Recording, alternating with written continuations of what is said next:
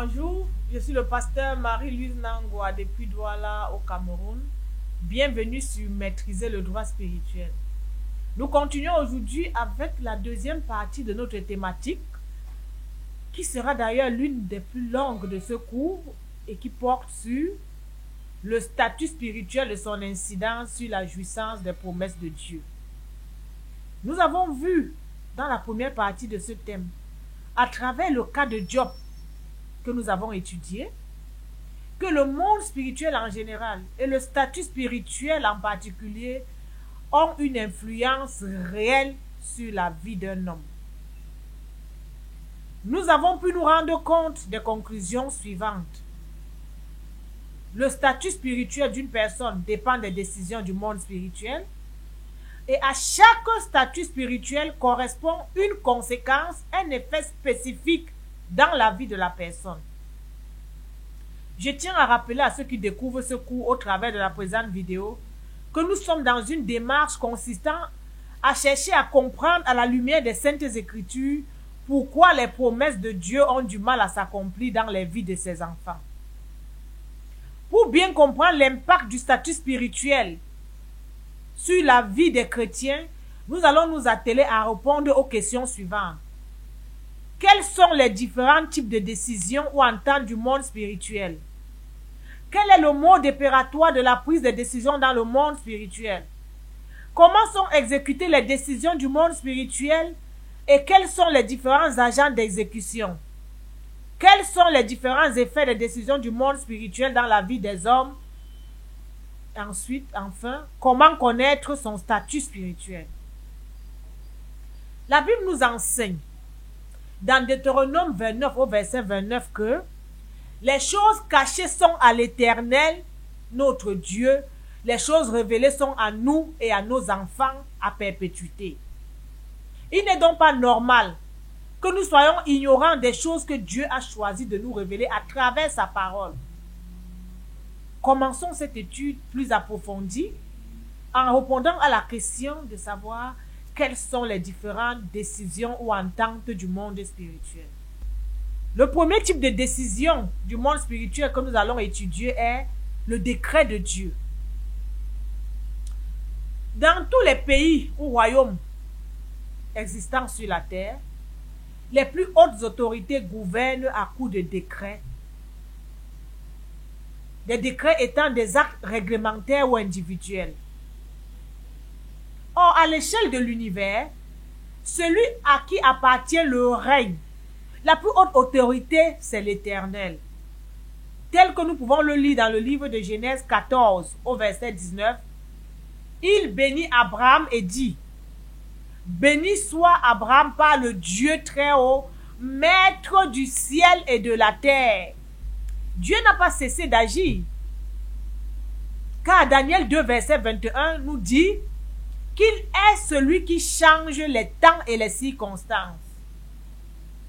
Les paroles de Dieu relatives à une circonstance donnée sont appelées des décrets. Et en tant que telles, elles sont revêtues de la mention exécutoire.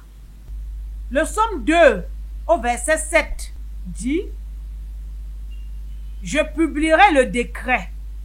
L'Éternel m'a dit, tu es mon fils, je t'ai engendré aujourd'hui. » Découvrons l'exemple d'un décret ayant conduit à l'accomplissement d'une promesse de Dieu à travers l'histoire de la libération du peuple de Dieu de la captivité de Babylone.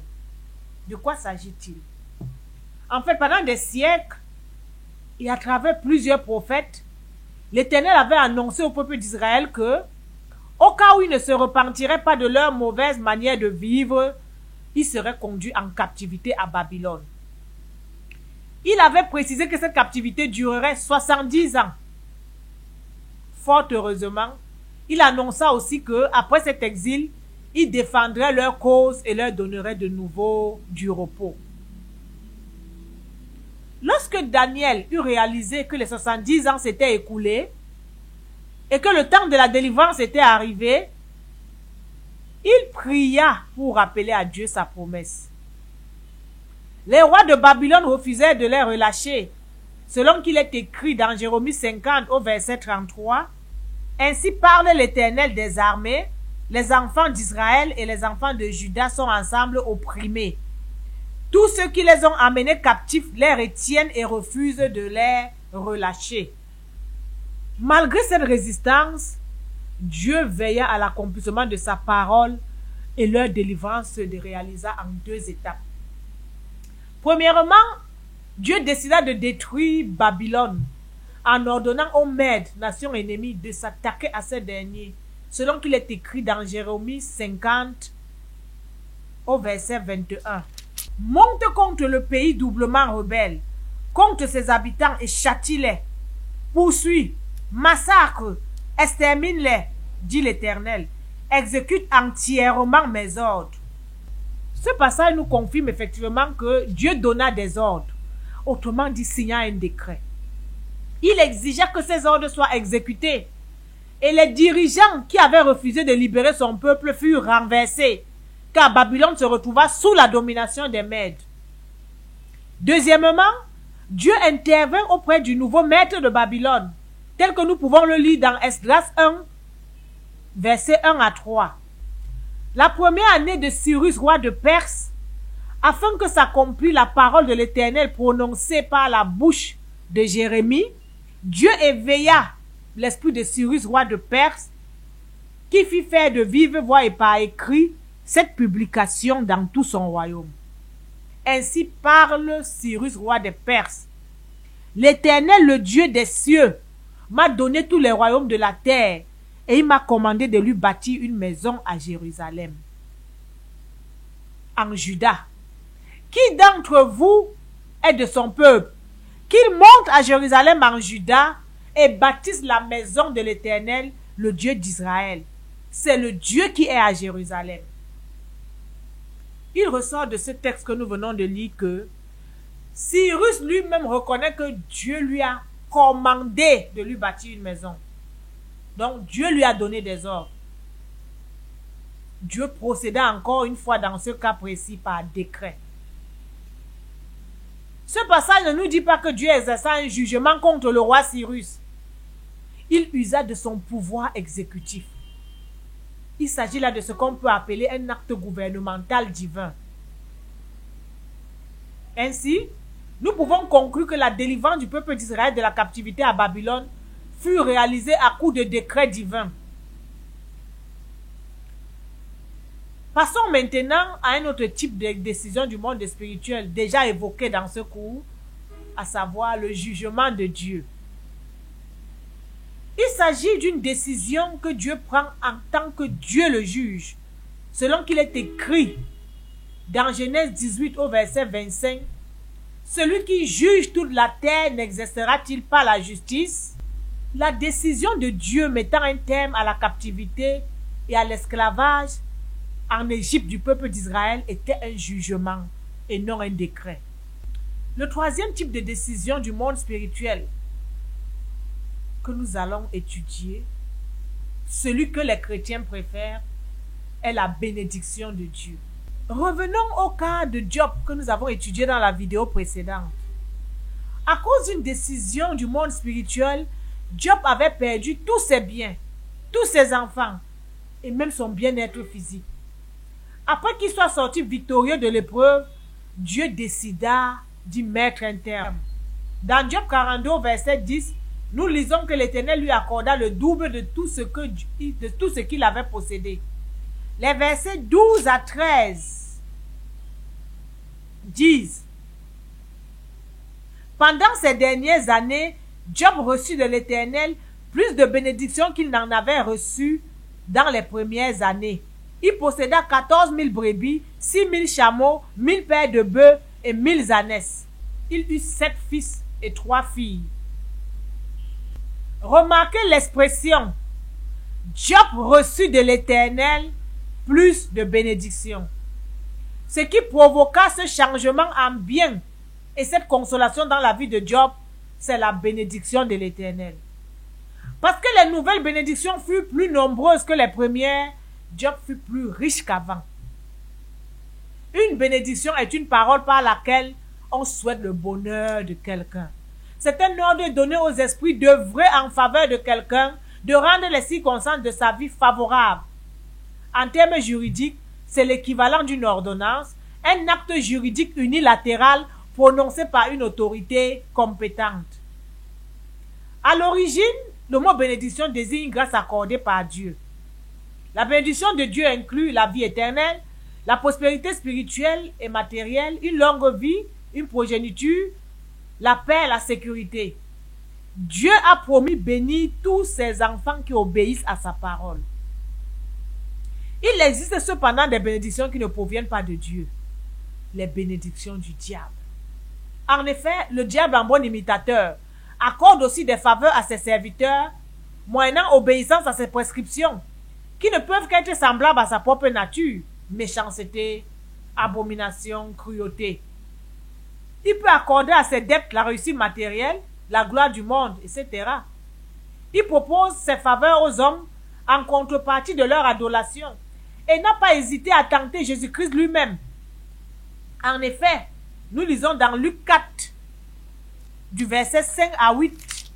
Le diable l'ayant élevé lui montra en un instant tous les royaumes de la terre et lui dit: je te donnerai toute cette puissance et la gloire de ces royaumes, car elle m'a été donnée et je la donne à qui je veux. Si donc tu te prosternes devant moi, elle sera toute à toi.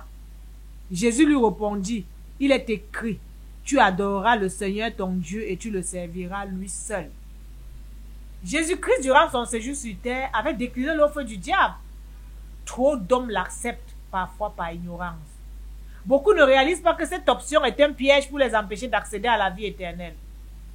Pire encore, étant donné que le diable n'est pas fidèle, ses rapports avec ses propres adeptes se soldent très souvent par des déceptions. Dans bon nombre d'entreprises et d'organisations de ce monde, l'admission et surtout l'élévation sont conditionnées par l'appartenance à des loges ésotériques. Celui qui aspire à une bonne position dans ces structures, donc à un bon salaire signe de bénédiction, doit choisir entre adorer Dieu seul et la compromission.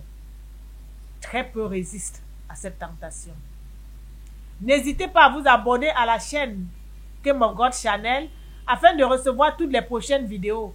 Il vous suffit d'appuyer sur le bouton rouge s'abonner en dessous de la vidéo.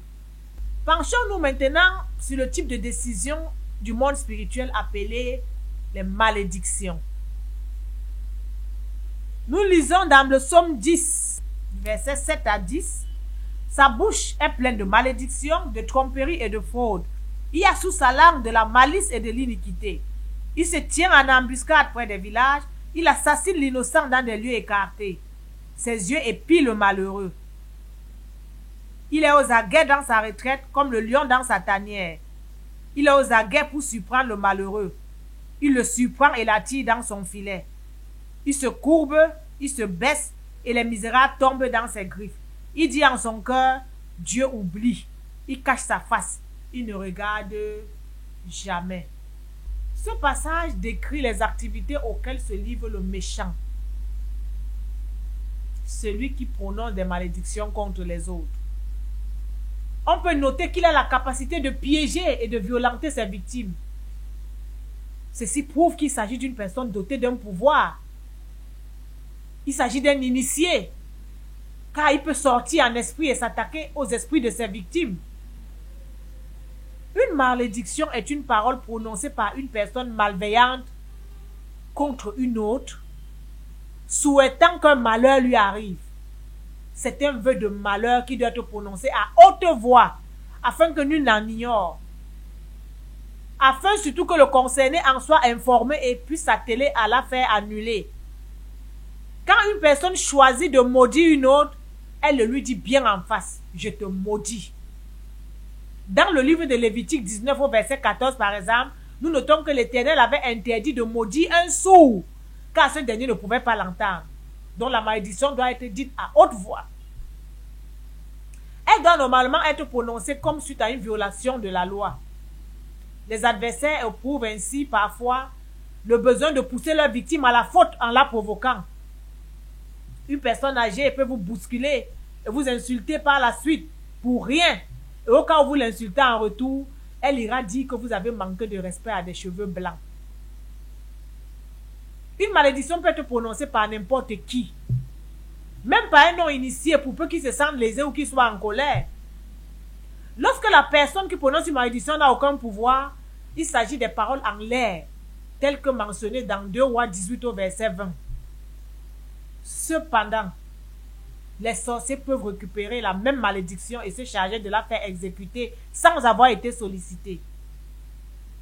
Par contre, lorsque celui qui prononce la malédiction est détenteur d'un pouvoir, cette décision a un effet. Dans le livre de 2 Rois 2, nous découvrons les effets d'une malédiction prononcée par Élisée. Élisée est l'un des serviteurs que Dieu a particulièrement oint sur la terre.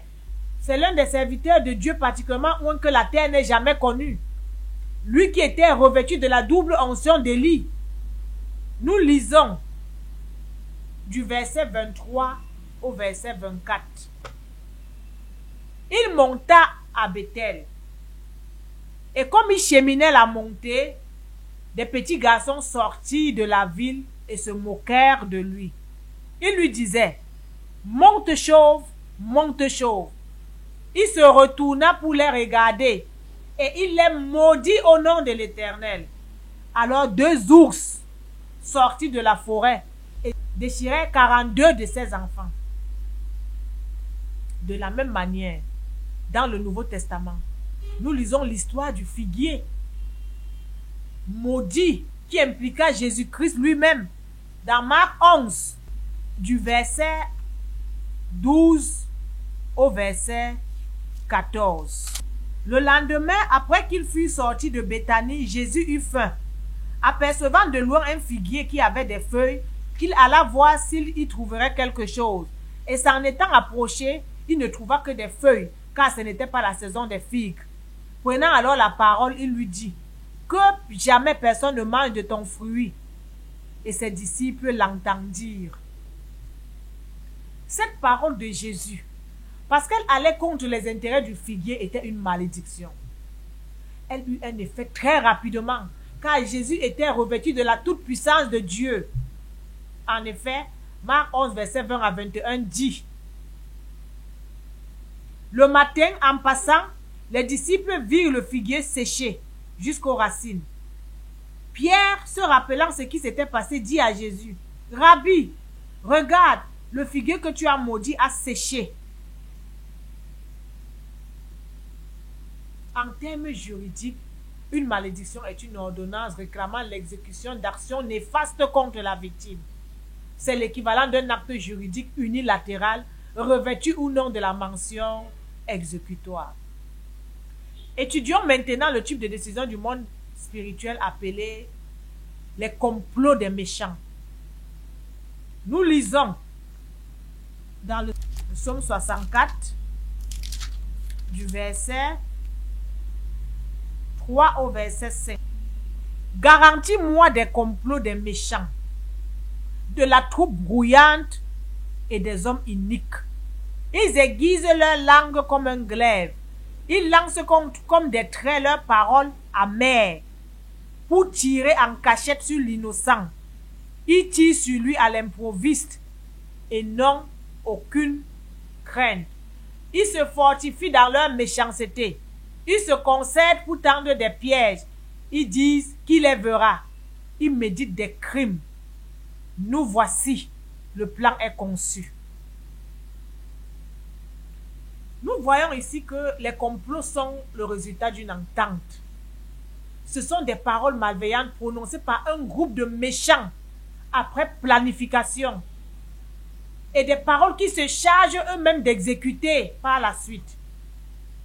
En effet, nous pouvons noter que, après avoir prononcé des paroles amères contre un innocent, ce sont eux-mêmes qui tirent sur ce dernier.